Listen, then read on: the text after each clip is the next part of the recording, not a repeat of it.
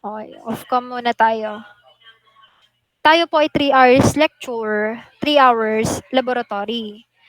Pero kung hindi pa naman tayo naghahabol class sa lecture, ang ginagawa ko po muna, since simula pa lang ay 2 hours muna tayo. 2 hours muna tayong lecture.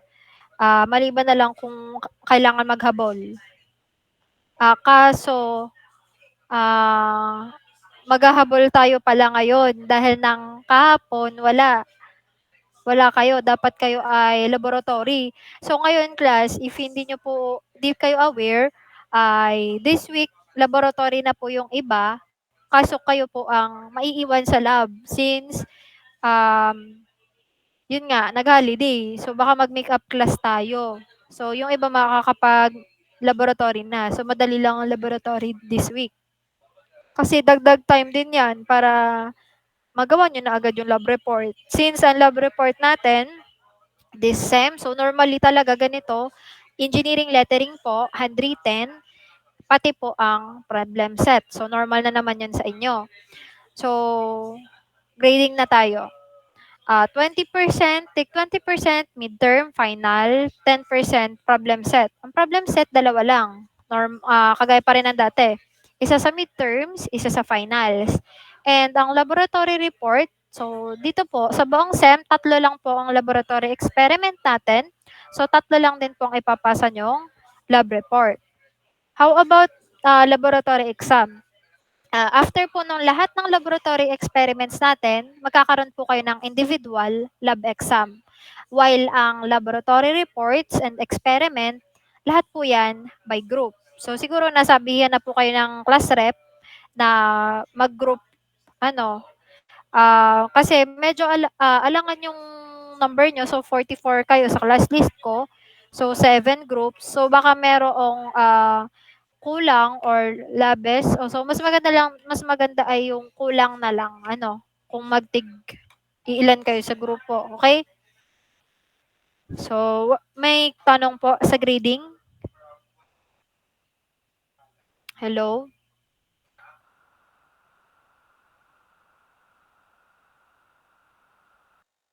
Hello, any questions? So clear po sa grading. Clear po ngayon, ma'am. Okay. So pakisabi na din 'pag nawawala yung audio since kita nyo nga ang situation dito. So agawan kami sa connection. So please bear with me. Please bear with us. Okay. So dito tayo sa grading ng yung equivalent. Okay? So wag na tayo dito sa mga excellent superior na yan. Alam nyo na yan. Ang mahalaga dito para alam ninyo, below 70 ay 5. Ibig sabihin, 69 pababa, 5.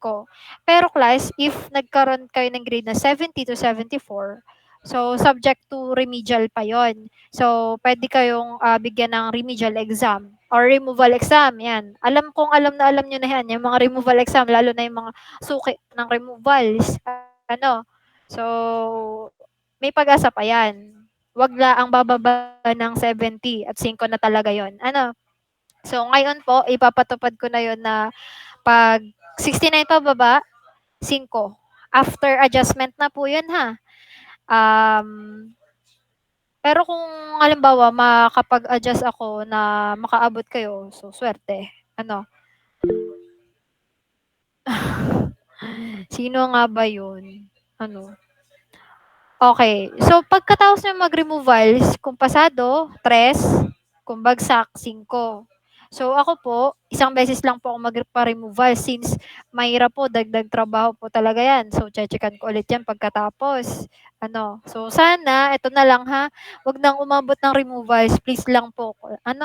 Please lang class. Ipasa nyo na po lahat ng dapat ipasa at ipasa lahat ng dapat ipasa within the deadline. So kasi sa laboratory report, mahigpit po tayo. Kahit sa problem set naman, may demerits or may minus sa grades pag late ang passing. Okay? So, kaya hangga't maaga gusto ko po talagang makapagbigay po agad ng laboratory para hindi kayo gahol sa time sa laboratory report. Okay? So, dito tayo sa class policy. So regular attendance of students is required. So total unexcused absences shall not exceed 10%. So sa amin, ang alam ko 6 nung time namin. Pero nung kinompute ko yung 10%, so 9. Ano? So i-ano natin na 9 absences, sagad na natin. Unexcused. Ibig sabihin, hindi valid ang reason mo or wala kang paalam, nakasyam kang absent na ganun, pwede na kitang i-drop or something, ano, or pwede nang, or kaya naman, puwedeng i-report sa guidance. So, kakausapin kayo, ika-counsel, counseling, ano, baka kasi may problema ka, bakit di ka nakakapasok. So, aalamin yun and ire-report din yun sa magulang. Kasi baka hindi alam ng mga magulang niyo na nag-a-absent na kayo ng walang excuse or walang valid reason or what or something, ano. So, sa isang SEM, yung normal na SEM, hanggang 9 absences and then puwede ko na kayong i-report or something or yung iba nga diretso drop 'yan, ano. So, baka, drop na talaga. Okay. So, dito naman tayo sa missed examination. So, bakit ba baliw na baliw si na ma'am sa MedCert? Ayan, nandiyan po, policy po natin.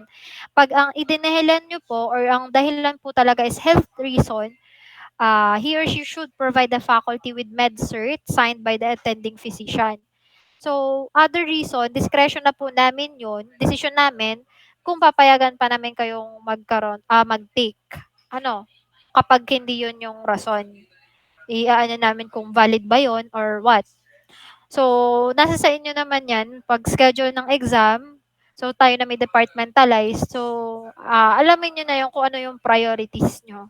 Ano, maliban na lang 'pag nagkasakit talaga.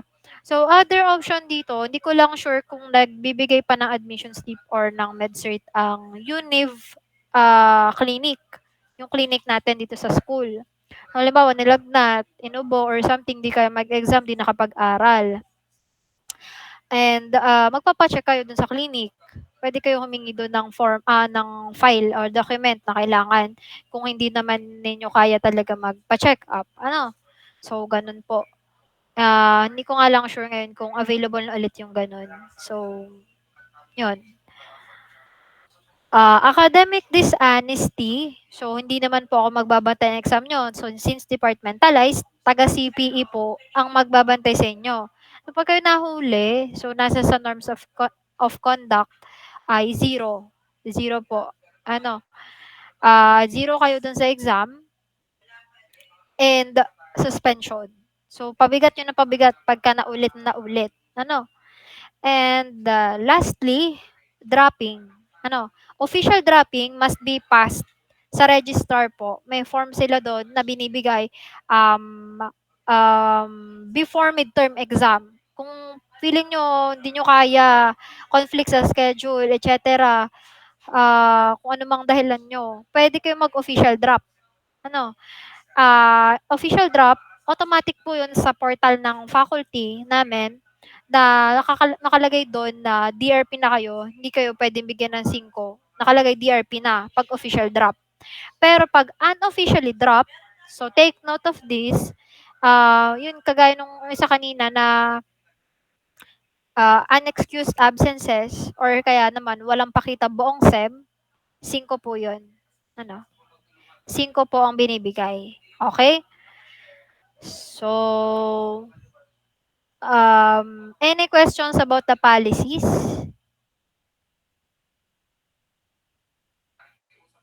Hello? Uy, may Wala nakikinig naman pa po, ba? ma'am. Wala naman po. Okay. So, ari naman, magdadagdag lang ako ng personal rule ko na alam na din nito ng mga old students. Sabi ko, if ever man makaabot kayo sa removals and ang idinahilan nyo sa akin is na hindi kayo makakapag-removals is, Ma'am, nasa Quezon na po ako, nasa Cebu na po ako, nasa kung saan man kayo umuwi, Mindoro, 'yan. So, diretsuhin ko na po kayo kasi ano pong i-a-add ko sa grade niyo kung hindi po kayo nag-take ng exam. Ano, kaya ngayon pa lang, so sana nakikinig po ang lahat and alam naman 'to ng old students. na sinabi ko ay wag po muna agad uuwi. 'Pag alam niyong medyo alanganin ang grade niyo. Ano, yung feeling niyo baka hindi umabot, baka mag-removals pa, wag muna agad uuwi sa mga pinanggalingan. Ano, at baka yun pa ang maging dahilan ng diretsong 5, eh, malay niyo maipasa niyo removal, sayang din. Ano, so sana nagkakaintindihan po doon. Okay, so topics tayo. So buong sem 'to na kailangan natin ma-discuss, okey? So kung walang class interruptions, so matatapos po natin 'to since hindi naman siya gaanong kahabaan. And yung iba dito class, gaya nito, ito yung first, yung electrical ideas and units. So lahat po 'to class na-discuss ko na sa physics noong summer, nitong mid-year. Ano, so parang review-review na lang tayo mangyayari dito. Or puwede niyo ng halikwatin yung mga notes niyo noon. So yan ulit, ano, mas detailed nga lang yung ano, meron siyang electron theory. So, hindi kagaya nung sa summer na sobrang bilisan talaga. And resistive networks, Ohm's law. So, lahat 'to, series parallel, et cetera, Kirchhoff's. Ayan, na-discuss na din 'to. Hanggang nodal pa nga. Na-discuss ko 'yan sa physics. Ang hindi pa lang na-discuss ko noon ay ito, yung circuit analysis techniques. Itong 4 na 'to, kasali po 'yan sa midterms. Ano, so bago po 'yan sa inyo. Ito po yung nung diniscuss ko nun sa physics na kasama po siya dun sa 9 analysis, ano. So lahat dinidiscuss 'yun sa electrical. And then 'yan na, midterm, exam, et cetera. And then for finals naman, AC naman tayo, alternating current, single phase, power, and three-phase. So, hapyaw lang sa three-phase bago tayo mag-lab exam, problem set, and final exam. Okay? So, yun po. Hanggang dun po tayo buong SEM. And yung mga references po natin, yung mga libro na pwede nyo mabasa, so, nandito din. Ano? So, nasabi ko na yun dun sa mga old students. Nandito din sa syllabus. Okay? So, balik ko lang na nakalimutan kong daanan. Pwede kayong maghanap ng mga problem sa mga librong 'to. Dito kayo mag-practice. Yan, ito si Pearson, yung kadalasan. Pearson, Shom, Sadiko. Hindi ko masyado.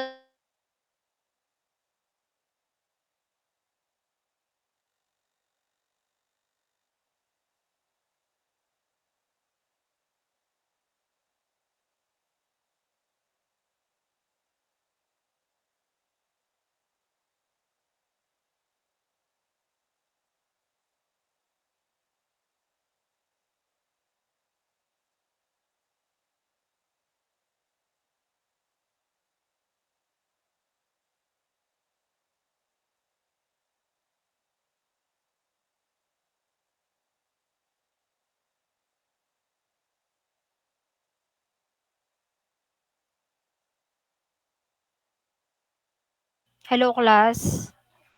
Naririnig po ako ulit. Nawalan po ng connection. Okay na po, ma'am. Okay. So, ayan.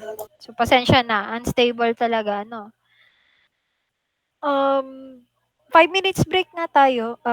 Mga 4:45 balik tayo kasi pagbalik, diretso klase tayo dahil ang dami nating dami niyo na-miss this week. So, titingnan natin kung makakapag-make up class. Ano? So, 5 minutes break, 4:45. Start tayo ng class.